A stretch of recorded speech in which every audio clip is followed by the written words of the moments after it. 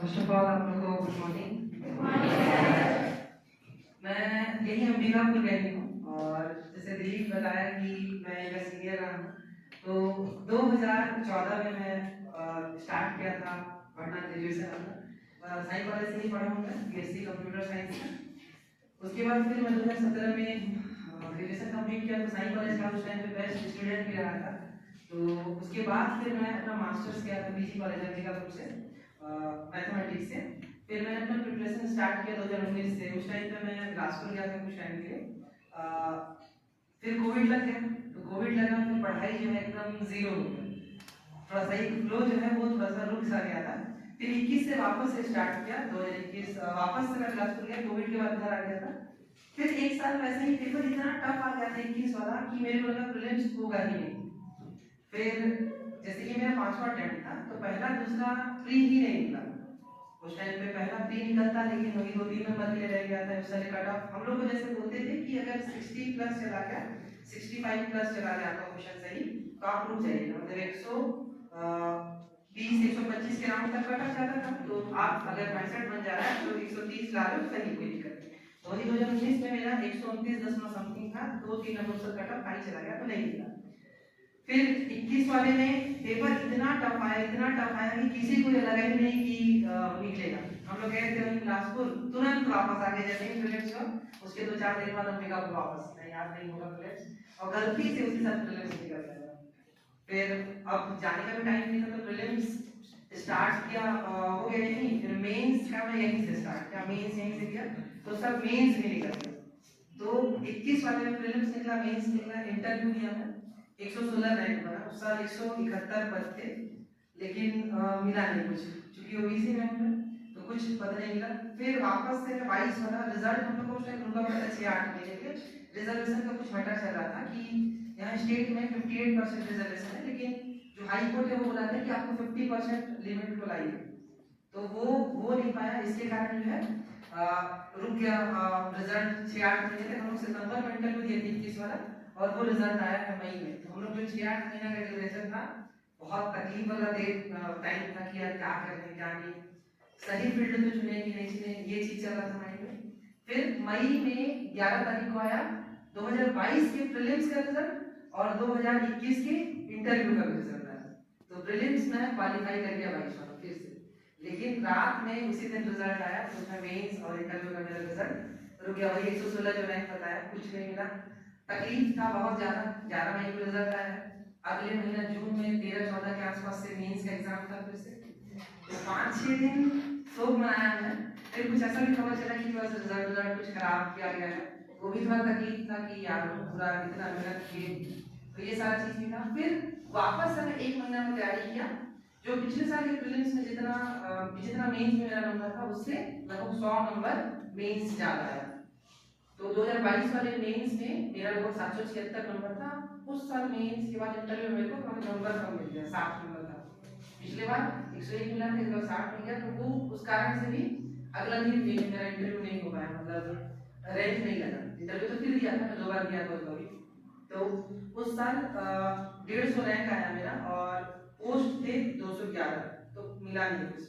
फिर वापस से मैं उस टाइम तक अंबिकापुर में था, मैं चला गया बिलासपुर पिछले साल अक्टूबर के राउंड। फिर मैं सेल्फ स्टार्ट किया पढ़ना, प्रीलिम्स दिया निकला, मेंस दिया निकला। उसके बाद मेंस के बाद ना मैं दिल्ली आईएएस संस्था ज्वाइन किया। मैं बिलासपुर के दिल्ली आईएएस में कंटेंट रूम में काम करता हूँ, मींस क्वेश्चन पेपर बनाना, ये सब चीज, मतलब जो भी सवाल सर गाइड करें उसके आधार पर थोड़ा सा कंटेंट वाले पे काम करना, वो सारा काम था मेरा। तो इसके चलते एक जुड़ाव सा बना रहा संस्था से। सर का गाइडेंस भी हमेशा रहा है, संस्था का बहुत गाइडेंस रहा है। इस बार मैं टोटल 242 पद थे, मेरा 90 रैंक है, 703 लोग इंटरव्यू दिए थे, तो मेरे को मिला स्टेट टैक्स इंस्पेक्टर, ये क्लास 3 पोस्ट है। तो ये था मेरा जर्नी। बाकी आप लोगों को जो भी पूछ रहा हूँ, मैं जितना गाइड कर पाऊंगा उतना मैं करूँगा, बाकी बताइए।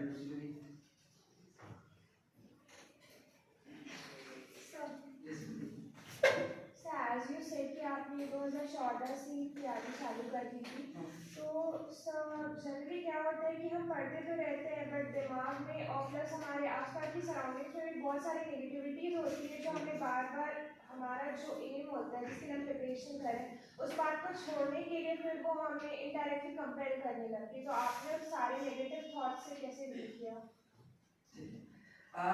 2014 से एकदम ज़्यादा तैयारी नहीं बोलूँगा मैं, क्योंकि मैं एक्चुअल में इस चीज़ को मानता हूँ कि या मेरे आसपास का जो सराउंडिंग है उन लोग भी मानते हैं कि हम लोग जो ग्रेजुएशन कर रहे हैं वो एक लाइफ है। ग्रेजुएशन करना चाहिए प्रॉपर ग्रेजुएशन में। मैं अपने कॉलेज का बेस्ट स्टूडेंट रहा हूँ, इसका मतलब ये है कि मैं कॉलेज की जितनी एक्टिविटीज थी उसमें भी पार्टिसिपेट करता था। दिलीप जानते हैं, मतलब मैं चुनाव में पार्टिसिपेट किया, मैं वहाँ भी मतलब सह सचिव था, चुनाव जीत के बना था।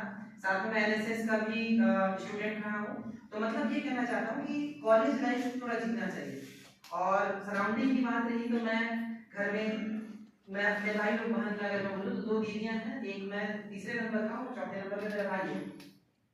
मेरे भाई की शादी तो छोटा है मेरे से, उसका 4 साल का बीवी है और मैं शादी नहीं करने का। मतलब ये कहना चाह रहा हूँ मैं कि फैमिली अगर सपोर्ट करता है, माँ बाप यदि सपोर्ट करते हैं तो सराउंडिंग मैटर ही नहीं करता है। मेरे मम्मी पापा इतना सपोर्ट किए, मतलब बहुत ज्यादा। मैं मिडिल क्लास फैमिली से ही हूँ, लोअर मिडिल क्लास फैमिली। पापा मेरे मंडी में पहले मजदूरी करते थे, अभी भी करते हैं, ऐसा नहीं। लेकिन वो सपोर्ट जो मिला ना वो चीज मैटर करता है, बाकी कुछ भी मैटर नहीं करता है। चाहे सराउंडिंग कितना भी बोले, मम्मी पापा अगर सपोर्ट में है तो कोई दिक्कत नहीं। और एक चीज और, मैं लड़कों का तो बोलूंगा ही, कोई दिक्कत नहीं। लड़के थोड़ा सा ये है कि आपको प्रेशर है कि आपको काम करना ही है। गर्ल्स जो है, मैं स्पेशली आप लोगों को बोलना चाहूंगा, अगर आप लोग इतना पढ़े हो ना तो बिना कुछ किए शादी मत करना। कारण क्या होता है ना, अगर इंडिपेंडेंट आप हो तो कोई दिक्कत नहीं, आप अपने हिसाब से रह सकते हो। लेकिन अगर आप किसी की डिपेंडेंसी में हो तो क्या होता है कि अगर जैसे कभी भी मार रहा है, पीट रहा है, तो वो सारी चीज में दिक्कत, इतना पढ़ने का मुझे कोई फायदा नहीं होता है। बस यही चीज, मतलब वो जो है उसके लिए ना परिवार का अगर सपोर्ट मिल रहा है, कुछ सुनने समझने की जरूरत नहीं किसी और से, क्योंकि हमको पैसा है चाहे कपड़ा है वो सब फैमिली देती है, तो इसलिए उन चीजों से ज्यादा इफेक्ट नहीं होता है। आपके लिए सबसे टफ सब्जेक्ट कौन सा था? मैं ऐसा वैसे कैलकुलेट नहीं कर सकता मैं, क्योंकि कारण क्या था ना, किसी एक साल जैसे मैं 3 मेंस दिया तो किसी एक साल मेरे को ऐसे में कम मिले, तो किसी एक साल मेरे को पेपर 7 में कम मिले। जैसे पिछले साल हिस्ट्री का बहुत टफ चेक हुआ था तो 79 ही मिला था। उसी साल सबसे पहले साल मेरा पेपर 7 में कम मार्क्स आया था। तो जैसे वो सब्जेक्ट के ऊपर है और किस साल किस पेपर को कैसे चेक किया जाता है इसके ऊपर डिपेंड करता है। जैसे मेरा दर्शन बहुत अच्छा था, मेरा साइंस अच्छा था। पिछले साल साइंस में मेरे 128 नंबर थे साइंस वाले पेपर में, पेपर 4 में, लेकिन इस साल वही चीज थोड़ा सा कम हो गया।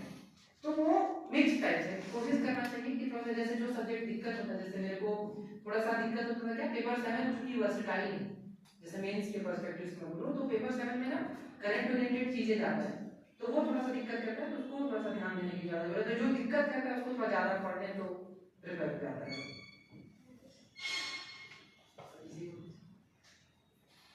बिल्कुल पूछ सकते हैं, पता है मैं भी कुछ टाइम पहले तक ऐसे ही था, लगता था कि मेरे को जो पूछना है सामने वाला पूछ लिया, लेकिन कोई दिक्कत नहीं, अपनी बात को आप रखेंगे ना तो बिल्कुल सारा चीज, कोई दूसरा कुछ सुनने वाला नहीं, हम लोग अपनी बात को खुद रख सकते हैं। तो बिल्कुल जिसको जो भी पूछना है, जो भी बात करना है, बिल्कुल कर सकता है।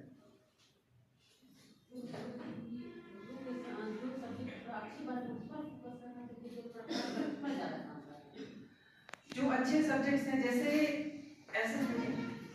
ऐसा है बीएससी एक सब्जेक्ट का खेल नहीं, आपको सारे सब्जेक्ट को इक्वल लेना पड़ता है। जैसे प्रीलिम्स कभी कभी क्या होता है ना कि किसी साल पॉलिटी से ज्यादा पूछ लिया, किसी साल हिस्ट्री से ज्यादा पूछ लिया, किसी साल करंट से ज्यादा पूछ लिया। मतलब क्या मैं कहना चाह रहा हूँ कि आपको हर सब्जेक्ट को इक्वली लेना पड़ेगा, ठीक है। तो इसीलिए जैसे टफ सब्जेक्ट है, ये जो दिक्कत करता है, उसको आप थोड़ा सा समय दीजिए वैसे टाइम पे जब आपका फ्री टाइम है। लेकिन जो अच्छे सब्जेक्ट है, जैसे मेरा ज्योग्राफी बहुत अच्छा है, मेरे को ज्योग्राफी मतलब मेरे को कॉन्फिडेंस है कि मैं ज्योग्राफी में बहुत कुछ कर सकता हूँ, क्योंकि मेरे को अच्छा लगता है, पढ़ने में मजा आता है।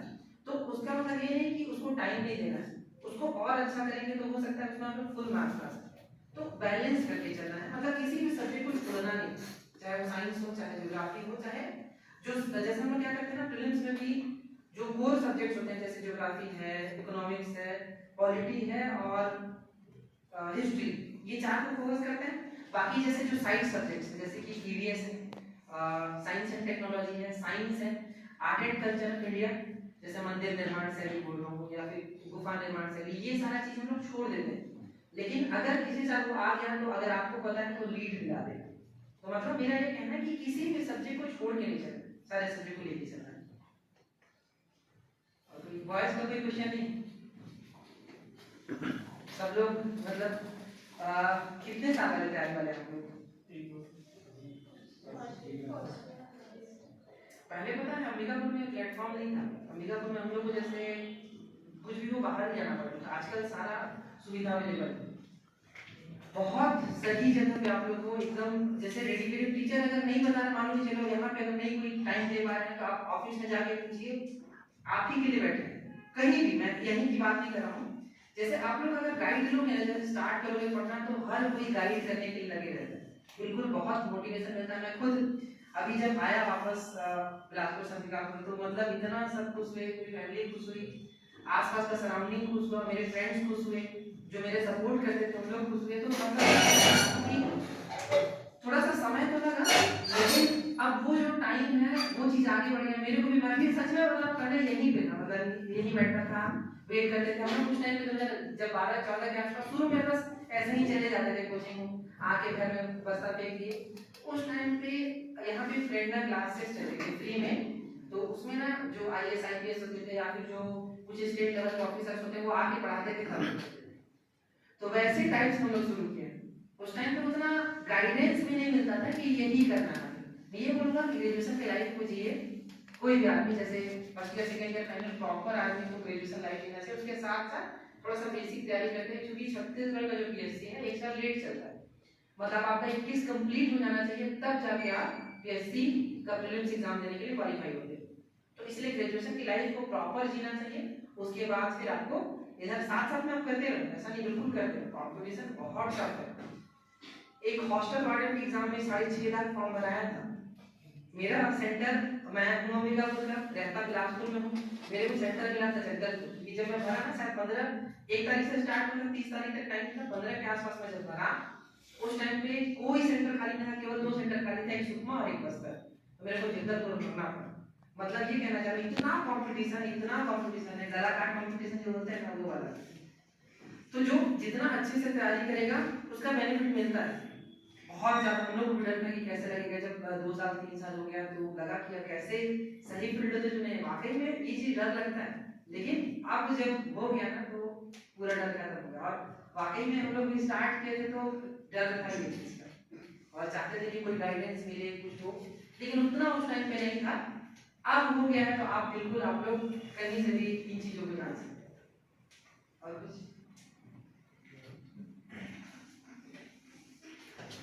सर आपका इंटरव्यू एक्सपीरियंस कैसा था?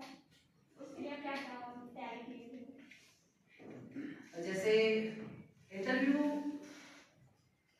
वो केवल इंटरव्यूअर के माइंड के ऊपर डिपेंड करता है, ठीक है। जैसे मैं एग्जांपल के तौर पे बोलूं, पहले साल अभी तो इंटरव्यू 100 मार्क्स का हो गया, पहले 150 मार्क्स का था। तो पहले 100 जो 150 मार्क्स का था उस टाइम पे मेरा पहले इंटरव्यू में मिला 101, दूसरे साल उसी 150 में मेरा मिला 60 नंबर, और तीसरे साल 100 नंबर का जब हुआ इस बार मेरे को 52 मार्क्स मिले इंटरव्यू में 100 में। तो मतलब ये कहना चाह रहा हूँ कि थोड़ा सा वर्सेटाइल होता है, वहां पे ना कुछ भी पूछा जा सकता है। अब हम लोग इंटरव्यू की तैयारी के लिए सिखाया जाता है कि डिटेल एप्लीकेशन फॉर्म होता है, जिसमें आपके नाम से लेकर आपके गांव का नाम, आपके पिताजी का प्रोफेशन, आप अगर किसी संस्था में जॉब करते हो तो उसका पूरा डिटेल, आपकी हॉबी हो गया या आपके एक्स्ट्रा करिकुलर कुछ एक्टिविटी जैसे था, नेशनल लेवल का कुछ किए हो, स्टेट लेवल पे कुछ किए हो, वो सारा चीज मेंशन करना रहता है। उसके आधार पे क्वेश्चंस बनते हैं। मेनली तैयारी वहीं से स्टार्ट होता है कि आपके डेफ पे काम करना है। जैसे मेरा नाम पंकज, तो ये पूछा जा सकता है कि पूछा भी गया 2-3 बार पूछा गया, वैसे दोनों बार पूछा गया कि आपके नाम का मीनिंग क्या है। जैसे ये मेरे नाम का मीनिंग कमल होता है, तो उससे क्वेश्चन मेरे नाम के पर्यायवाची शब्द पूछे जाते हैं। मेरा हॉबी था कुकिंग और ट्रैवलिंग, तो आप कहाँ घूमे ये पूछा गया। फिर कुकिंग में आप क्या बना लेते हो, या किसी छत्तीसगढ़ी व्यंजन का रेसिपी पूछ लिए। इसी तरीके से जैसे मैं NSS सर्टिफिकेट होल्डर हूँ तो मेरे NSS के क्वेश्चंस बने थे। इसके अलावा अपने स्टेट का जो भी है, स्टेट की जैसे 5 कोई प्रॉब्लम्स हैं, क्या खासियत है, जैसे हम लोग का ट्राइबल कल्चर है, इसके अलावा हम लोग का डाइवर्स कल्चर है, अगर हम लोग बोले तो वन क्षेत्र में बहुलता, ये सारा खासियत हो गया। दिक्कतें क्या क्या है स्टेट में, तो जैसे नशाखोरी बहुत ज्यादा है, या देखा जाए तो नक्सलिज्म का एक बहुत बड़ा इशू हम लोग के छत्तीसगढ़ में। ट्राइबल कल्चर जिसके कारण जो है इंफ्रास्ट्रक्चर डेवलप नहीं, ये सारा कुछ ये जैसे हो गया। फिर करंट अफेयर्स जो होते हैं जो करंट लेवल पे चल रहे थे, जैसे रसिया यूक्रेन वॉर चल रहा है, इजराइल फिलिस्तीन वॉर चल रहा है, या अभी कैग का नियुक्ति हुआ था तो कौन है, मेरे से तो इस बार बहुत फैक्चुअल क्वेश्चन बने थे। जैसे एग्जांपल के तौर पे बोलूं मैं, जितने स्टेट से जैसे हरियाणा, कर्नाटक, ये राजस्थान, महाराष्ट्र, हिमाचल, पंजाब, इन सब के स्टेट के सीएम का नाम पूछा गया था। आरआरबी बोर्ड के कौन अध्यक्ष, ये सब भी पूछा गया था। इसके अलावा पर्यटन मंत्री कौन है, केंद्रीय कानून मंत्री कौन है, अपने छत्तीसगढ़ के सीजीआई कौन है, राष्ट्र भारत के सीजीआई कौन है, ये सब क्वेश्चन बने थे। तो वो पूरा उनके माइंड के ऊपर डिपेंड करता है। तो थोड़ा सा एक्सपीरियंस अच्छा था, थोड़ा एक साल 2 साल नंबर कम भी मिला, बुरा भी लगा। एक्चुअली ऐसा नहीं है, 52 मैं डिजर्व नहीं करता, क्योंकि मैं अपने आप को इतना बोलता हूँ, मुझे भी पता है कि थोड़ा सा और नंबर मिल सकता था, कोई दिक्कत नहीं है। वो तो वही वहाँ इंटरव्यू के ऊपर डिपेंड करता है, लेकिन यही तैयारी होता है इंटरव्यू का, और कुछ अलग तैयारी नहीं होता है। थोड़ा सा फोकस मेंस पे करना चाहिए, क्योंकि मेंस का जो नंबर है वो 1400, इंटरव्यू का 100, उस 1400 में जितना ज्यादा ला सकते हो इंटरव्यू में वो बैकअप हो जाएगा, इसीलिए वो मेंस पे करना चाहिए। सीजीपीएससी में या फिर किसी भी सिविल सर्विस के एग्जाम में पढ़ने के लिए बहुत सारी चीज़ें रहती हैं। तो बहुत बार ऐसा होता है कि हम सबका एक बार पढ़ने के बाद जो कि रिविजन होता है नेसेसरी, तो उससे बहुत बार होता है कि हम एक छोड़ देते हैं और दूसरे पे बढ़ जाते हैं। तो आप जब अपनी तैयारी कर रहे थे, तो अगर आप एक टॉपिक पढ़ते थे तो आपने कोई लिमिटेड ड्यूरेशन फिक्स करके रखा था, लाइक कि 5 दिन 10 दिन के बाद मुझे इसका रिविजन फिर से करना है, या फिर आपको जब भी दूसरे सब्जेक्ट से मतलब थोड़ा सा खाली टाइम होता था तब आप उसका रिविजन करते थे? मेरा स्ट्रेटेजी थोड़ा सा अलग था बाकी लोगों से। जैसे एक मेरे फ्रेंड है, इस बार 24th रैंक आया है यही शिशिर द्विवेदी नाम का, आप लोग पढ़े होंगे शायद नाम पेपर में, वो हम लोग साथ में प्रिपरेशन कर रहे थे। पीछे फ्रेंड मेरे वो भी जो वीडियो बना रहे हैं साथ में ही तैयारी कर रहे हैं। तो मैं हम लोग का लगभग स्ट्रेटेजी ये था, जैसे मेरा ये मानना नहीं है कि आप एक सब्जेक्ट को पढ़ो और जैसे ही खत्म हो जाए उसके बाद दूसरा स्टार्ट कर दो, इससे क्या होता है ना, वो बस्ते में रखा जाता है, आदमी रिवाइज नहीं कर पाता है। मैं अपने दिन के शेड्यूल को 6-8 घंटे में डिवाइड करता था। मैं बहुत ज़्यादा नहीं बोलूँगा कि मैं 15 घंटा पढ़ा, मैं 6 से 8 घंटे ही पढ़ा। जैसे सुबह मैं अगर 7 बजे बैठता था तो 1-1:30 बजे तक बैठता था, उसके बाद 2-3 घंटे में आराम से सोता था। मैं पूरी गर्मी 3 घंटा मेंस एग्जाम से कुछ दिन पहले तक भी सोया, और वही फिर 5 से स्टार्ट किया तो 9-10 बजे तक बैठता था। तो जैसे वो दिन का शेड्यूल है, 6-8 घंटे का जो शेड्यूल है, उसको मैंने डिवाइड करता था। हो सकता है कोई सब्जेक्ट इजी है तो उसके लिए कम समय देता, कोई सब्जेक्ट टफ है तो उसके लिए ज्यादा समय देता था। मैं हर रोज सब सब्जेक्ट पढ़ता था, जैसे 1 घंटे हिस्ट्री, 1 घंटे पॉलिटी, 1 घंटे इकोनॉमिक्स, तो 1 घंटे छत्तीसगढ़ को 3 हिस्से में डिवाइड करता था, उसका हिस्ट्री, उसका ज्योग्राफी और उसका आर्ट एंड कल्चर। तो उससे क्या होता था, जैसे ही वो सब्जेक्ट कवर होता था तो मैं किसी दूसरे सब्जेक्ट को वहां ओवरलैप नहीं करता था, जैसे ही कवर हुआ वापस से मैं फिर से रिवीजन स्टार्ट करता था। तो ये मेरा शेड्यूल था कि वो अपने जगह पे बना रहेगा वो सब्जेक्ट। अगर 9 से 10 मेरे को हिस्ट्री पढ़ना है तो हमेशा मैं हिस्ट्री ही पढ़ूंगा, ये चीज मेरा रहता था, ताकि रिवीजन का भी टाइम मिल जाए। रिवीजन बहुत जरूरी चीज है। साथ में क्वेश्चन पेपर लगाना चाहिए, आप घटना चक्र लगा सकते हैं जो स्टैंडर्ड बुक्स है। थोड़ा सा इंडियन जीएस के लिए स्टैंडर्ड बुक्स फॉलो करने चाहिए। छत्तीसगढ़ के लिए तो किसी भी पब्लिकेशन को आप फॉलो कर सकते हो, मैं किसी एक कोचिंग का नाम नहीं लूंगा हालांकि, लेकिन फिर भी आप किसी भी इंस्टीट्यूट के बुक्स को फॉलो कर सकते हो, खासकर जो अपडेटेड होते हैं। अब इसका मतलब ये नहीं कि हमेशा जो अपडेट कर रहे हैं तो नया बुक खरीदते चलिए। एक बुक लेकर के जो चीजें ऐड होती जानी ऐड अप करते चले जाओ, बहुत सफिशिएंट है। मैं बहुत ज्यादा इस पे टाइम अगर मैं बोलूं कि बुक्स के ही ऊपर पागल होना तो ऐसा नहीं। दृष्टि पब्लिकेशन की अच्छी किताबें हैं, महेश बनवाल की अच्छी किताबें इंडिया लेवल पे, और पॉलिटी के लिए मैं बोलूंगा लक्ष्मीकांत पढ़ना चाहिए। मेंस में वेटेज कम है लेकिन प्रीलिम्स में पूरा उसी का वेटेज है। लक्ष्मीकांत पॉलिटी के लिए पढ़ना चाहिए। जिसका मैथ्स कमजोर है थोड़ा सा मैथ्स को रेगुलर 1 घंटा समय दे, क्योंकि अगर प्रीलिम्स नहीं निकलेगा तो फिर मेंस पहुंचना बहुत दिक्कत है। तो इसीलिए थोड़ा सी सेट में दिक्कत होता है कि 46 मार्क्स कैटेगरी वालों को और वही जनरल वाले को 66 मार्क्स लाने में दिक्कत हो जाता है। पिछले साल का पेपर इजी आया तो 128 तक चला गया सी सेट, लेकिन उसके पहले तक 46 लाने में 66 लाने में दिक्कत हुआ। तो थोड़ा सा जिसका मैथ थोड़ा दिक्कत है मैथ में टाइम देना चाहिए। और कुछ जैसे मैंने सब्जेक्ट रिगार्डिंग की कौन सा सब्जेक्ट, जैसे कोई सब्जेक्ट पढ़ने में दिक्कत होता है या समझ में नहीं आता है वैसा कुछ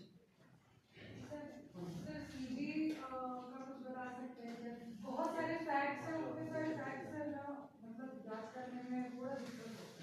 इसका एक सॉल्यूशन मेरे को भी समझ में आता है, एक छोटा सर्कल होना चाहिए, जैसे 5-10 लोग का एक ग्रुप हो, ये जो फैक्ट्स होते हैं ना वो ग्रुप डिस्कशन में कंप्लीट होते हैं। जैसे मैं एग्जांपल कर रहा हूँ तो जैसे हिंदी है या छत्तीसगढ़ी लैंग्वेज है, पर्यायवाची शब्द हो गया, विलोम शब्द हो गया, अनेकार्थी शब्द हो गया, वो अथाह है उसका सिलेबस, बहुत ज्यादा, तो एक दिन से नहीं होता है वो, डेली पढ़ते पढ़ते पढ़ते पढ़ते, मतलब एक दिन में 5 पढ़े 10 पढ़े, तो एक दूसरे को टारगेट देके चलेंगे ना तो वैसे हो जाएगा। अब फैक्ट इंपॉर्टेंट है, उसका कारण बता रहा हूँ। एक सर पूछा था क्वेश्चन कि राधाबाई कब गिरफ्तार हुई थी, 13 जून 1932 को गिरफ्तार हुई थी, ये सीधे क्वेश्चन में आया। पूछा था एक बार झंडा सत्याग्रह किस तिथि को, तो वहां पे इस क्वेश्चन को बताने का मतलब ये है कि फैक्ट इंपॉर्टेंट हो जाता है, फैक्ट तो याद करना ही पड़ेगा, उसके अलावा कोई सॉल्यूशन नहीं। मेंस फैक्ट बेसिस पे नहीं है, लेकिन प्रीलिम्स निकालने के लिए फैक्ट आपको रखना पड़ेगा। तो वही बोलो, ग्रुप अगर हो गया 4-5 लोगों का, तो वो थोड़ा सा डिस्कशन करते, एक दूसरे का बात सुनते, याद करते। जैसे एक मेरा दोस्त है क्लास में रहता है, तो हम लोग ना प्री एग्जाम के पहले इस साल एक क्वेश्चन आया था, कपल पिंटू त्योहार कौन सी जनजाति में मनाती है। एक ही दिन पहले हम लोग ऐसे बात कर रहे थे रैंडम और डिस्कशन कर रहे थे। हम लोग जैसे वो भी था, क्या करता था शाम को ना अकेले नहीं होता है पढ़ाई, जैसे अब दिन भर पढ़ लो तो थोड़ा सा एग्जॉस्ट रहता है माइंड, तो हम लोग 8 से 10 या 9 से 10 साढ़े 10 जब तक नींद नहीं लगता था तो साथ में बैठ के कुछ टॉपिक डिस्कस कर रहे थे। तो वैसे ही बोल रहे थे भैया कपल पिंटू त्योहार कौन मनाता है बताइए, तो वहां पे गलत बोले थे, एग्जाम बाद में उसको करेक्ट कर लिया। तो मतलब ये है कि वो ग्रुप से जो है चीजें, बहुत सारी चीजें कवर हो जाती है। तो छोटा सा, बहुत लंबा नहीं बोलूंगा, 4-5 लोगों का ग्रुप, कोई दोस्त हो सकता है, लेकिन थोड़ा सा पढ़ने वालों को ग्रुप बनाइए, पढ़ेंगे तो थोड़ा सा साथ में एक दूसरे को मोटिवेट कर सकते हैं। और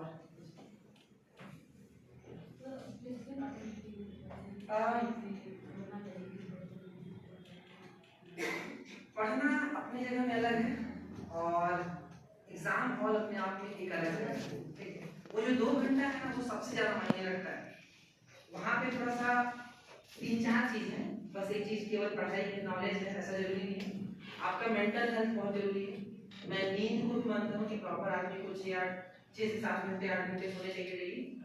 पागल टाइप से एकदम पढ़ना भी बहुत दिक्कत है, क्योंकि अगर आप मेंटली स्टेबल नहीं हो तो बहुत दिक्कत होगा। खाना भी उतनी नहीं जरूरी। तो एग्जाम के कुछ दिन पहले तो थोड़ा सा स्ट्रेस जितना रिलीज हो सकता है उतना अच्छा। मैं एग्जाम के एक दिन पहले नहीं पढ़ पाता, माइंड में कुछ नहीं घुसता है, तो थोड़ा सा मैं उस दिन थोड़ा सा रिलैक्स करता हूँ, शाम टाइम रिलैक्स करता हूँ, एकदम पागल टाइप से नहीं पढ़ना है। थोड़ा सा जैसे चीजें अगर कवर है ना तो आपको खुद पे भरोसा रखना पड़ेगा, और भरोसा मतलब हो जाएगा ये चीज।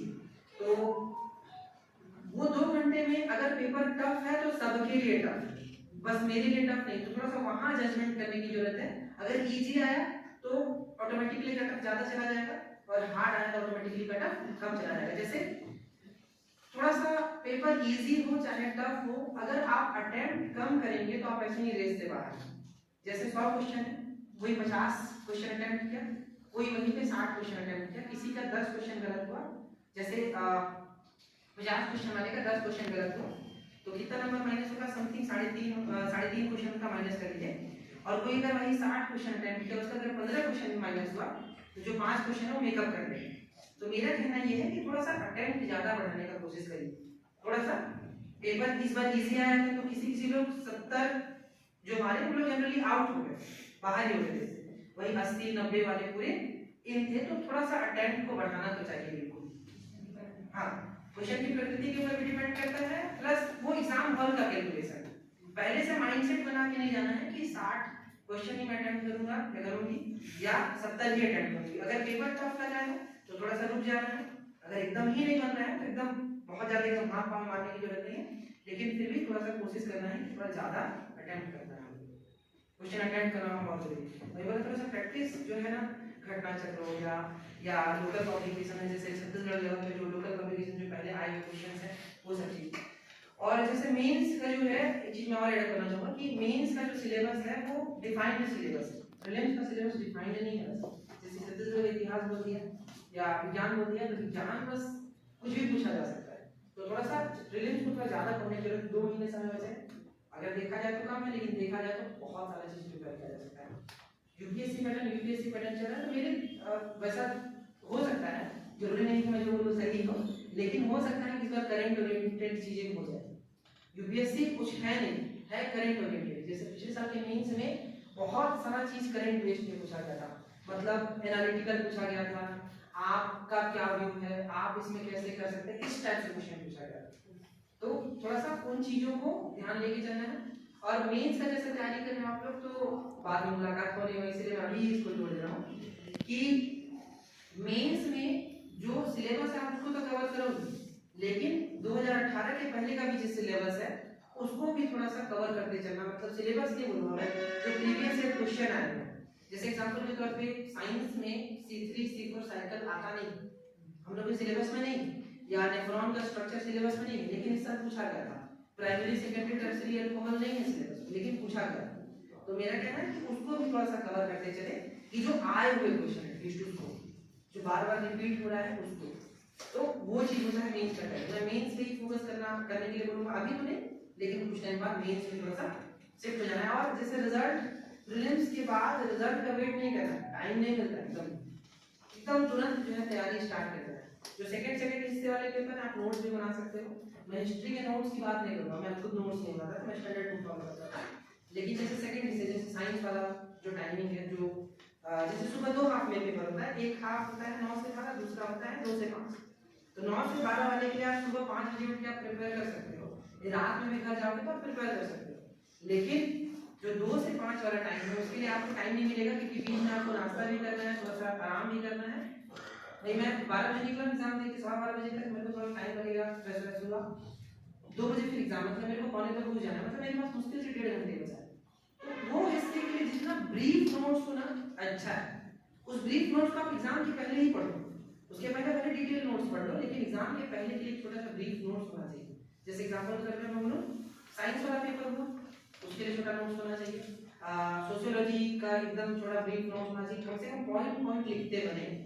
फिर दर्शन है, वैसे ही दर्शन जैसे कुछ लोगों को बहुत दिक्कत करता है, इंग्लिश मीडियम वालों को दिक्कत करता है, दर्शन परेशान करता है, लेकिन वो सब ना अगर पढ़ते चले जाएंगे ना कॉन्सेप्चुअल चीजें इजी हो जाता है। तो पढ़ते पढ़ते ही सारी चीजों का रिवीजन बहुत जरूरी है, जितना आप रिवाइज करोगे ना चीजें याद होती चली जाती है। डेकार्ट बोला मतलब सीधे सीधे मैं हूँ, मैं सोचता हूँ, इसलिए मैं ये चीज माइंड ना करना चाहिए वहाँ, तो आप 4 चीजें आराम से लिख लो। इसी तरीके से अगर सोशल सामाजिक विलंबन हिंदी बोला, मैं हिंदी मीडियम का हूँ तो थोड़ा सा इंग्लिश ऐसा नहीं मेरा ठीक है, लेकिन बहुत ज्यादा भी अच्छा नहीं है। जैसे सामाजिक विलंबन बोला तो तुरंत उसका डेफिनेशन याद आना चाहिए, भले किसी ऑथर का नाम या किसी सोशियोलॉजिस्ट का नाम मत याद है, लेकिन बेसिक कॉन्सेप्ट क्लियर होना चाहिए। इकोनॉमिक सर्वे हो गया, करंट अफेयर्स हो गया, तैयारी में उतना ही ज्यादा मायने रखता है, बहुत ज्यादा। इकोनॉमिक सर्वे में एकदम सब चीज नहीं पढ़ना है, लेकिन पढ़ना है। एग्जांपल के तौर पर पिछले साल एक क्वेश्चन आया था, क्रेडा 2023-24 में क्या क्या एक्टिविटीज किया उसके बारे में बताइए। तो ये इकोनॉमिक सर्वे में दिया है, अच्छा डिटेल दिया है, लेकिन हम लोग उसको पूरा इग्नोर कर देते हैं। अब वो क्वेश्चन 8 मार्क्स में पूछा था, मतलब आप इग्नोर नहीं कर सकते, बहुत मायने रखता है वहाँ। तो इसीलिए थोड़ा सा जैसे ये चीजें हैं, जो गवर्नमेंट की जो पब्लिकेशन वाली बुक्स हैं उनको फॉलो करके रहना चाहिए, चाहे जर्नल हो, चाहे मैं वही इकोनॉमिक सर्वे बोलूँ, थोड़ा सा DPR CG में रेगुलर अपडेट रखना चाहिए। फिर वही इंडिया के 7 पेपर के लिए इंटरनेशनल अफेयर्स वगैरह पे काम करना चाहिए। मेरे को क्रिकेट नहीं पसंद है, मेरे को ICC अंडर 19 वर्ल्ड कप कौन जीता मेरे को नहीं पता, ऑस्ट्रेलिया जीता है, भारत को जिता के आ गया तो उससे उतना फर्क नहीं पड़ा, थोड़ा रैंक वैंक इंटेंस होता। मेरा मेंस में बहुत अच्छा मार्क्स है, लेकिन थोड़ा सा इंटरव्यू में वापस से कम हो गया, तो थोड़ा सा रैंक नीचे उतर गया, नहीं तो आराम से 70-78 तक पहुंच गया होता, 70-60 तक पहुंच गया होता। कोई दिक्कत नहीं है, जो बीत गया उस पर नहीं पूरा मानना है, लेकिन अभी जो टाइम है उस पर आप थोड़ा कर सकते हो।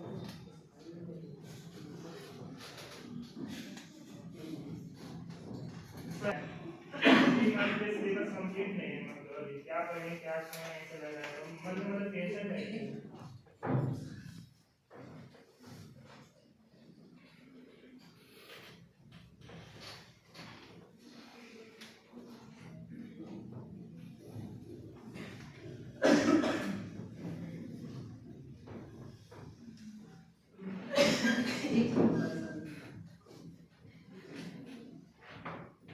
जैसे सिलेबस की बात रही, आप लोग लंबे समय से तैयारी करते हैं, नहीं सर, समथिंग 6-7 महीने 6-7 6-7 महीना हो रहा है ना, 6-7 महीना बहुत समय होता है पता है।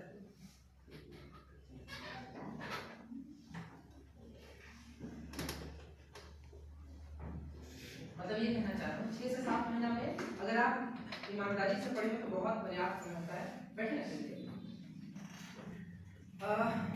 ये जो दिसंबर का महीना है इसके बाद हम लोग के पास लगभग 1 महीना 10 दिन के राउंड बचेगा, क्योंकि प्रीलिम्स का डेट आ गया, ठीक है। तो मेरा ये कहना है कि अभी दिसंबर तक आप जितना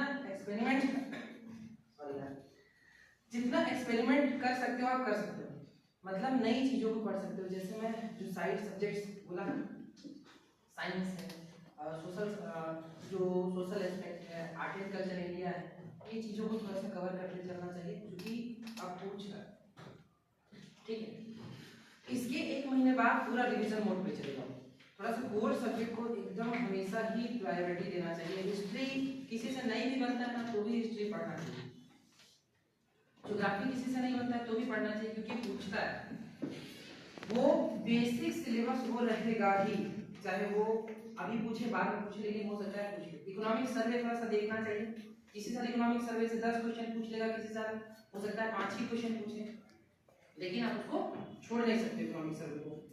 तो मेरा ये कहना, अभी जो टाइम कम बचा है ना, आप थोड़ा सा जो पढ़े हो सारे चीज को, उन चीजों को थोड़ा सा कवर करते चलो। जैसे मैं बोला कोर सब्जेक्ट, साथ में अभी जो टाइम 1 महीना का साइड सब्जेक्ट को लेके चलो। आप लोग और कुछ भी करते होंगे इसके अलावा, पढ़ाई के अलावा, बस यही करना ना, थोड़ा सा ज्यादा समय। जैसे डिवाइड कर लो, सुबह 1 हाफ, शाम वाला 1 हाफ। सुबह 1 हाफ सोच लो कि नहीं मेरे को इंडियन जीएस के हिस्ट्री को पढ़ना है, शाम का 1 हाफ जो है मैं जो नए सब्जेक्ट्स हैं इसके अलावा छत्तीसगढ़ है उसको कवर करके चलूंगा, तो उससे हो जाएगा आराम से। 2 महीना वाकई में बहुत ज्यादा समय होता है। हिस्ट्री का मैं मानूंगा कि हिस्ट्री का सिलेबस बहुत वास्ट है, उससे सबको डर भी लगता है, मेरे को भी डर लगता है, और किसी भी दूसरे आदमी से मैं पूछूं जो सिलेक्टेड है उन लोगों को हिस्ट्री से डर लगता है, क्योंकि सिलेबस ही इतना है। लेकिन बाकी सारा चीज जैसे पॉलिटी है वो एक बार में कवर हो जाता है, फिर बस रिवीजन का जरूरत होता है। ज्योग्राफी जो साइंस बैकग्राउंड वाले हैं वो जानते होंगे कि ज्योग्राफी बहुत इजी का होता है, बहुत अच्छा सब्जेक्ट है। तो ज्योग्राफी में ज्यादा पागल होने की जरूरत नहीं, एक बार पढ़े, एक आध बार रिवीजन कर लिए तो हो जाता है। इकोनॉमिक्स थोड़ा सा ट्रिकी सब्जेक्ट है, कि पिछले साल 3 क्वेश्चन इकोनॉमिक्स से पूछे थे, लेकिन थोड़ा सा फॉर्मूला बेस्ड था, तो थोड़ा सा वो दिक्कत किया लोगों को। इकोनॉमिक्स ना एक बार का पढ़ाई, अगर एक बार आपको जीडीपी का कॉन्सेप्ट समझ में आ गया, एक बार जीएसटी का कॉन्सेप्ट समझ में आ गया, ये राजकोषीय घाटा क्या है एक बार समझ में आ गया, मुद्रास्फीति का क्या इफेक्ट पड़ेगा, आप अपने लोकल लेवल पे अगर समझोगे ना तो सारा चीज समझ में आ जाएगा। तो इकोनॉमिक्स को एक बार प्रॉपर पढ़ना चाहिए। सिलेबस कम इकोनॉमिक्स का, क्योंकि इकोनॉमिक्स सर्वे उसका जगह ले लेता है, तो इसीलिए इकोनॉमिक्स को पढ़ना ही चाहिए, किसी भी सब्जेक्ट को छोड़ने का सलाह नहीं। पता नहीं है ना कि किस साल किस चीज को ज्यादा पूछे। इस बार पंचायती राज चुनाव है तो पंचायती राज अधिनियम पूछा जा सकता है, पिछले साल उसकी धाराएं पूछी, जो प्रीलिम्स एग्जाम दिया होगा धाराएं पूछा था पिछले साल, तो अब इतना पढ़ने को हम लोग पढ़ सकते हैं पूरा, लेकिन एक बेसिक हेडिंग तो पता होना चाहिए। एक सारा चीज नहीं, जो इम्पोर्टेंट उसकी धाराएं सेक्शंस हैं उसको देखना चाहिए। इधर चुनाव भी तो वो सारा चीज। इसके अलावा मंत्रिमंडल जस्ट पिछले साल बदला था, क्वेश्चन नहीं आया, बिल्कुल बहुत पॉसिबिलिटी है कि आज क्वेश्चन इस साल आ जाए। केंद्र में भी जस्ट चुनाव हुआ था जून में इस बार, तो वहां से भी क्वेश्चन बन सकते हैं। हम लोग के प्रधानमंत्री को इतने सारे अवार्ड्स मिले हैं, सीजीआई का नियुक्ति हुआ, कैग का नियुक्ति हुआ जस्ट कुछ टाइम पहले, कौन से क्रम के हैं क्या थे पहले, इसके अलावा सीनियरिटी बेस्ड क्या होता है, कोलेजियम सिस्टम क्या होता है, कैग की नियुक्ति कौन करता है, कैग का पद मुक्ति कैसे होता है, आर्टिकल कौन सा है, ये सारा चीज पॉलिटी से बन सकता है, ठीक है। सुप्रीम कोर्ट इतने सारे जजमेंट देता रहा है, इजराइल फिलिस्तीन वाले, चूंकि हम लोग के सिलेबस में वर्ल्ड ज्योग्राफी भी पूछता नहीं है लेकिन सिलेबस में है, तो एक बेसिक जैसे रशिया यूक्रेन वॉर चल रहा है, इजराइल फिलिस्तीन वॉर चल रहा है, तो एक थोड़ा सा लोकेशन वगैरह उसका पता होना चाहिए। अमेरिका में ट्रम्प का चुनाव है तो वहां से क्वेश्चन बन सकता है, वहां मेंस में बन सकता है, प्री में ना बने, तो मतलब पूछा कुछ भी जा सकता है, कुछ चीजें आउट ऑफ सिलेबस मुझे इसका मतलब ये नहीं कि सब पढ़ने लगना है। मैं बस एक बात बोल रहा हूँ कि थोड़ा सा जो करंट ओरिएंटेड चीजें वो एक बेसिक अभी तैयारी रखना है, करंट पर थोड़ा फोकस करना चाहिए, लास्ट के 2 मंथ तो एटलीस्ट फोकस करना चाहिए। और ये नहीं है कि जनवरी तक का करंट आएगा तो जनवरी तक में पागल बना नहीं, अभी तक का करंट आप जून दिसंबर तक का देखिए, 15 जनवरी के आसपास तक का देख लीजिएगा। ये क्वेश्चन पिछले बार पूछा था, फैमिली कोर्ट किस किस डिस्ट्रिक्ट में, जस्ट लास्ट में मेरे ख्याल से जनवरी स्टार्टिंग में वो चीज को बोला गया था कि फैमिली कोर्ट इस डिस्ट्रिक्ट में, वो अपडेट करते इसलिए क्वेश्चन पूछा था। इधर मींस में प्ली बार्गेनिंग वाला क्वेश्चन पूछा था, तो वो प्ली बार्गेनिंग का क्वेश्चन था जो तबलीगी जमात हुआ था ना कोविड टाइम पे, उससे रिलेटेड क्वेश्चन था। तो करंट ओरिएंटेड इस बार क्वेश्चन पूछा गया, तो थोड़ा सा करंट पे भी काम करने की बहुत जरूरत है। ये सारा चीज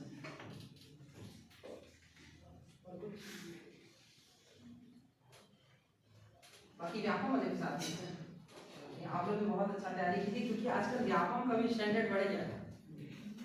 पीएससी वाले में इतना बोला, लेकिन व्यापम भी अपने आप में अपना लेवल बढ़ा दिया है। बहुत सारे एग्जाम सभी आने वाले हैं, बोल रहे हैं बोले, लेकिन जैसे गवर्नमेंट के जाते जाते तक तो आएगा जाएगा। पिछले बार बुक फीस वगैरह गवर्नमेंट में उस टाइम पे हुआ क्या कि दिसंबर टाइम में लगातार हर सप्ताह एग्जाम हुआ, लेकिन अभी पता नहीं चला, तो उस टाइम हुआ नहीं लोगों का। इवन मेरे को भी इतना नहीं पता चला था, मैं थोड़ा सा शुरू से व्यापम उतना ज्यादा फोकस नहीं किया था, लेकिन एक टाइम जब जॉब नहीं मिलते रहता है ना, तो लगता है कि किसी तरीके से मिले। अभी एसआई में इतने सारे लोग निकले हैं, लेकिन वही एसआई वालों को भी मेहनत 2018 से 18 में वैकेंसी आई थी, इसके बाद फिर थोड़ा सा समय मांगता है, तो थोड़ा सा हिम्मत नहीं आता है, थोड़ा सा सपोर्ट जो फैमिली अगर दे रहा है ना, बस उस चीज पे भरोसा रखना है और थोड़ा सा पेशेंस से काम करना पड़ेगा। बहुत कंपटीशन है छत्तीसगढ़ में, बहुत ज्यादा। पहले नहीं पढ़ते थे लोग, भले बोलते हैं कि इस कैटेगरी का है इसलिए पा गया, लेकिन उस कैटेगरी में भी बहुत कंपटीशन है, बहुत ज्यादा कंपटीशन है। तो कोई भी बिना पढ़े मेंस नहीं दे सकता, ना बिना पढ़े इंटरव्यू नहीं दे सकता है। चाहे किसी भी कोई भी आदमी को पढ़ना पड़ता है, मेहनत करना पड़ता है, और सही जगह पे आप लोग तैयारी अच्छे से बस कंटिन्यू रखिएगा तो हो जाएगा सारा चीज। और बाकी किसी को कुछ भी पूछना हो, आप इनसे नंबर भी ले सकते हैं मेरा, या डायरेक्ट भी बात कर सकते हैं, कोई दिक्कत नहीं। कभी भी कंफ्यूजन हो जैसे पढ़ाई वढ़ाई से रिलेटेड, तो आप बिल्कुल बात कर सकते हैं। और ये मैं बोलने के लिए बोल रहा हूँ, मैं रहूंगा ठीक है, जितना मतलब मेरे से पॉसिबल हो पाया, जितना मैं समझ आ पाया, मैं खुद इस बात पे प्रीलिम्स दूंगा, क्योंकि हो सकता है रैंक थोड़ा सा बेहतर हो जाएगा, और लेकिन जो भी जितना समझ में आएगा गाइडेंस वगैरह मैं बिल्कुल साथ। और कुछ भी पूछना होगा बाकी बताइएगा, इससे ज़्यादा टाइम समय जो आप लोगों का, तो बिल्कुल तैयारी करते रहिए, ज़्यादा टाइम भी नहीं बचा है।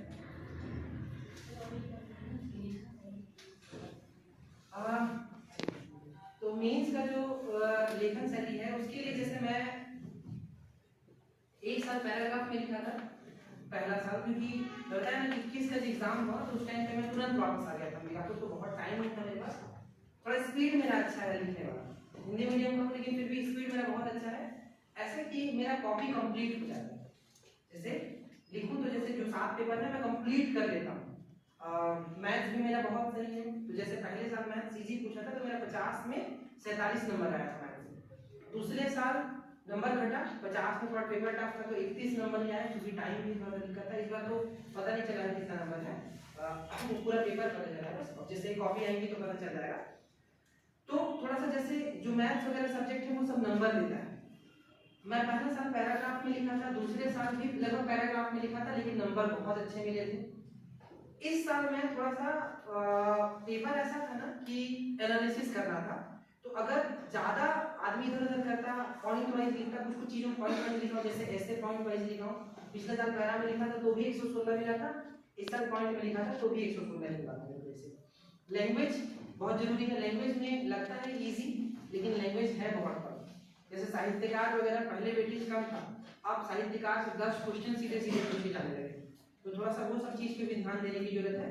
और आप पैरा में लिखो या पॉइंट में लिखो कोई दिक्कत नहीं, थोड़ा सा इंग्लिश मीडियम को हल्का सा बेनिफिट मिलता है कि स्पीड हो जाता है उनका राइटिंग। जो भी इंग्लिश मीडियम वाले थोड़ा सा उन लोगों को लिखने में, जैसे मात्रा हिंदी में मात्रा लगाना है या फिर लाइन खींचना, उसमें टाइम लगता है, लेकिन इंग्लिश में वैसा नहीं, इंग्लिश में थोड़ा सा फ्लो अच्छा होता है, तो इंग्लिश वालों को उस चीज का बेनिफिट मिलता है। कोशिश करना चाहिए जो 2-4 नंबर वाले क्वेश्चन है, 2 नंबर 4 नंबर वाले, उसको पॉइंट वाइज अगर लिखा जा सकता है तो लिखा जाए। इसके अलावा जो 8 नंबर 10 नंबर और 15 नंबर वाले क्वेश्चन है, उसमें इंट्रोडक्शन और कंक्लूजन देना चाहिए। जैसे यहाँ प्रवीण है इस ग्रेड में, वहाँ भी सर से जुड़ा था मैं पहले ही, तो वो भी बोले इस चीज को कि कंक्लूजन वगैरह इंक्लूड करना चाहिए, और मैं भी इंक्लूड किया। तो 1-2 लाइन इंट्रोडक्शन, 1-2 लाइन लास्ट में कंक्लूजन, बीच में आप कुछ भी मैटर डालिए, अब कुछ भी मतलब कुछ भी नहीं डालना, थोड़ा सा जैसे मैं भी मतलब थोड़ा सा रिलेवेंट चीजें रहे, जो एकदम अननेसेसरी चीजें ना हो। खुद ही अगर हम लोग अपनी कॉपी को पढ़ेंगे तो एकदम बहुत बचकाना सा लिखा रहेगा, खुद ही लगेगा क्या ही लिखे, इसलिए वो वैसा कर सकते हैं। थोड़ा सा मतलब अच्छे शैली में आप लिखेंगे ना, अगर जैसे कंटेंट आपका सही है, अगर मैटर बहुत सही है, तो बिल्कुल नंबर मिलेंगे। मेरा भी नहीं करना है किसी बार, भले सिलेक्शन नहीं हुआ दोनों बार, लेकिन मैं मानता हूँ कि मैं बहुत अच्छा लिखा, अपना कॉपी देखिए मैं बहुत पूछता दोनों ही बार। तो उस टाइप से थोड़ा सा लिखने, जिसका स्पीड में है वो लिखने पे काम करना चाहिए उसको, और जिसका स्पीड अच्छा है उसको पढ़ने पे काम करना चाहिए। क्योंकि अगर माइंड में है ना चीजें लिखा जाती है, माइंड में है ना डेफिनेटली चीजें लिखा जाती हैं। इस साल भी जैसे कॉन्सेप्चुअल भी था, लेकिन फिर भी मेरे से लिखाया और मेरा मेंस में बहुत अच्छा लगा, तो इंटरव्यू में ही कम हुआ। अगर मैं 360 होता तो और अच्छा रैंक होता, जैसे मतलब 60 मार्क्स 52 मतलब वही की जगह में 60 मार्क्स मिलता है। ग्रामीण को हमेशा कोई भी चीज अपना कम ही लगता है, और थोड़ा सा होना चाहिए था और होना चाहिए था बिल्कुल। अगर पोटेंशियल है तो कर सकते हैं हम लोग सब, कोई दिक्कत नहीं। वही थोड़ा लिखने पे, वही बस पढ़ने पे थोड़ा काम कीजिए, माइंड में जो रहेगा तो फिर वो लिखना है। बाकी और कुछ पूछना होगा तो बताइए, नहीं तो फिर सेशन खत्म करते हैं। सर अगर मान लीजिए लंबे समय से देखते हैं कोई 5 अटेम्प्ट मुझे निकालता है, तो उस चीज को कैसे मतलब लगता है आदमी को कि 1-2 साल में नहीं निकला तो आदमी छोड़ देता है, लगता है कि अरे नहीं होगा मेरे से, आज का तो कंपटीशन बहुत ज्यादा है, लोग बिलासपुर में अच्छा कोचिंग जा रहे हैं, पढ़ रहे हैं, तो उनका नहीं हो रहा है तो हमारा कैसे होगा? तो उस चीज को प्रेशर को कैसे नहीं करना चाहिए और लंबे समय से कैसे मतलब अपनी तैयारी को कंटिन्यू करें? एक चीज जो बिलासपुर वाला जो बात रहा उस पर मैं थोड़ा सा बोलना चाहूँगा कि बिलासपुर में कोचिंग एक ही बार करते हैं लोग, हमेशा नहीं करते हैं। एक बार कोचिंग एक आधार देता है। मैं बहुत लंबे समय तक सेल्फ किया, एक साल में कोचिंग किया, ऐसा नहीं बोल रहा हूँ नहीं किया, लेकिन कोविड के बाद से मैं बहुत लंबे समय तक सेल्फ ही तैयारी कर रही हूँ। तो वो कोचिंग का होगा है, आप लाइब्रेरी वहां जाके देखना, लाइब्रेरी कोचिंग से ज्यादा फुल है। एक बार प्रीलिम्स का करें, एक बार मेंस का किए, खत्म। सिलेबस अगर कवर हो गया तो खत्म। आपके माइंड में कितना सारा चीज है ये ज्यादा मैटर करता है, तुलना इसके कि सामने वाले टीचर कैसा पढ़ाए। वो तो टीचर आएंगे पढ़ा के चले जाएंगे, अगर आप एक दिन क्लास अटेंड मारोगे तो आपको क्लास शायद मिलेगा नहीं, हो सकता है दोस्त के नोट से लिख लो, वैसे होगा। लेकिन अगर आपके माइंड में आप जितना ज्यादा टाइम दोगे वो ज्यादा बेनिफिट करेगा, ठीक है। तो वो चीज तो अलग है कि वो बड़े जगह में है तो ही निकलेंगे, अंबिकापुर से भी निकल रहे हैं, जगदलपुर से भी निकल रहे हैं, सब जगह से इंटरव्यू देते हैं। रायपुर से भी निकलते हैं, दुर्ग से भी निकलते हैं, रायगढ़ से भी निकलते हैं, जसपुर से भी निकलते हैं। तो वैसा है ही नहीं, हुआ है वो केवल। और जैसे मैं बता लंबे समय तक मेरा खुद ये 5वां अटेम्प्ट था, तीसरा इंटरव्यू था, पहला तो नहीं निकला, तो तीसरा कंटिन्यूअसली मिल गया। तो एक टाइम बाद समझ में आ जाता है कि नहीं मेरा निकलेगा नहीं। जैसे पटवारी में, ये थोड़ा ज्यादा ही है लेकिन मैं बता रहा हूँ, पटवारी एग्जाम था 2021 में, उस टाइम पे मेरा पहला रेटिंग था, वो क्लियर नहीं था। शुरुआत वहीं से किया था, मैं व्यापक का कभी नहीं देता था एग्जाम, वो पहला मेरा व्यापक का एग्जाम 2021 में पटवारी का दिया था। सरगुजा जिले से मेरा चौथा रैंक था। 3 जनरल की सीटें थी और टोटल 7 सीटें एसटी की थी, और टोटल 10 सीटें थी, तो मेरा चौथा रैंक था, लेकिन मिला नहीं कुछ। थोड़ा सा वो डिमोटिवेट करता है, ऐसा नहीं है कि नहीं करता है। वही कारण था कि मैं जॉब ज्वाइन किया, जो कंटेंट की बात कर रहा हूँ मैं, वो वही कारण था कि थोड़ा सा फ्रस्ट्रेशन जो आता है ना, अगर धीरे धीरे छोटा सा अर्निंग आने लगता है, जैसे अपना खर्च एटलीस्ट आप खुद से निकालने लगोगे ना, तो वो खत्म हो जाता है वो टेंशन। और अगर आप ढंग से पढ़ रहे हो तो रिजल्ट दिखता है, भले कम रैंक हो, भले कम पोस्ट हो, लेकिन फिर भी आप एकदम दूर नहीं टिकाओगे। जैसे अगर 100 नंबर का क्वेश्चन है तो आपका 50, 60, 70 तक आएगा। मान लो 80 में सिलेक्शन है तो आप 60 तक अगर आए तो आप सेटिस्फाई हो सकते हो, बिल्कुल वो हो ही सकते हैं। लेकिन वही आप अगर माइनस में आ रहा है, ये 10-20 नंबर आया, तो थोड़ा सा वापस से रीथिंक करने की जरूरत है कि मैंने कहाँ कमी हो। थोड़ा सा आप किसी जो ज्यादा एक्सपीरियंस है उससे पूछ सकते हो कि क्या और सुधार किया जा सकता है, आप कॉपी दिखा सकते हो।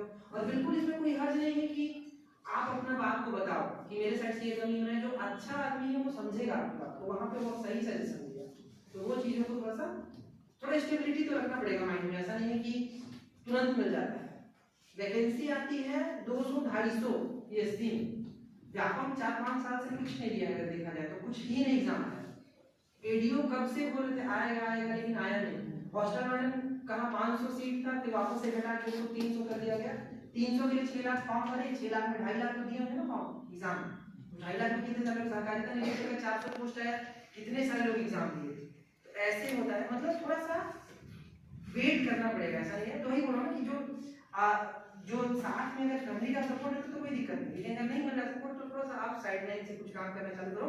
और मैं ये बिल्कुल सलाह नहीं दूंगा कि पढ़ाई से कुछ अलग काम करो, या तो आप कोचिंग वोचिंग पढ़ाओ ज़्यादा बेहतर है, या आप किसी संस्था वगैरह से जुड़ो।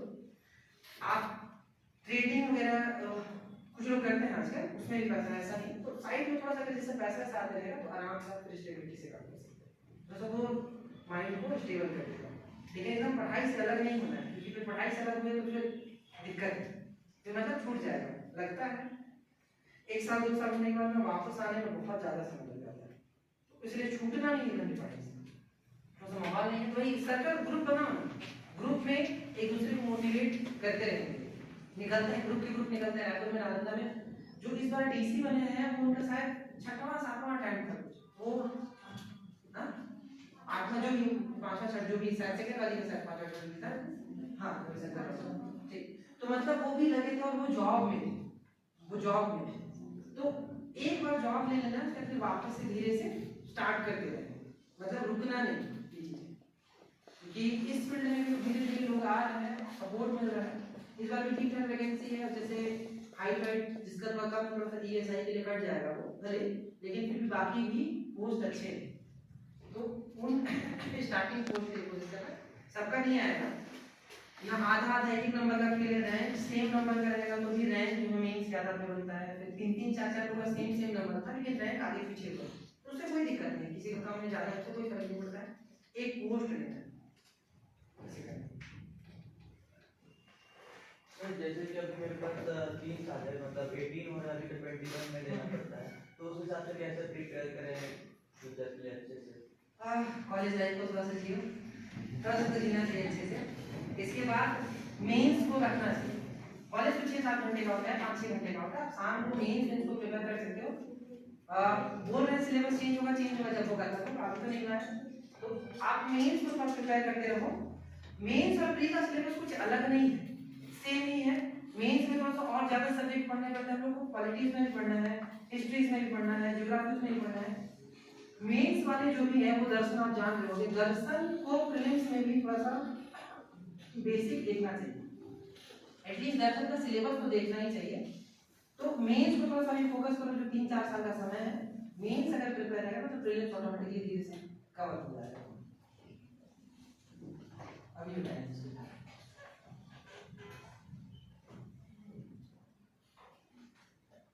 ठीक है, फिर तो बाकी जब भी जरूरत पड़ेगा मिलते रहेंगे।